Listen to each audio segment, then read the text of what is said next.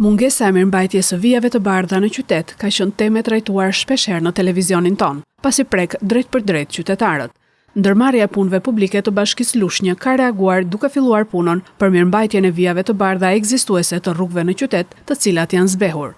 Sot nisi puna te kryqëzimi pranë stadiumit Roza Haxhiu dhe kryqëzimi pranë poliklinikës.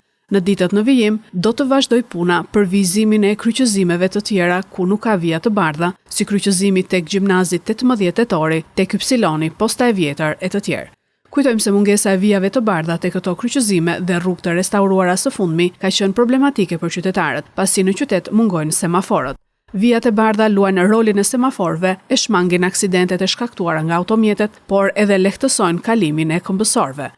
Problem tjetër është se mungesa e tyre konfuzon këmbësorët, pasi tek vendi ku ishin vijat e bardha parkohen automjete nga shoferët, duke u vështirësuar qytetarëve kalimin e rrugës nga njëra anë në tjetrën.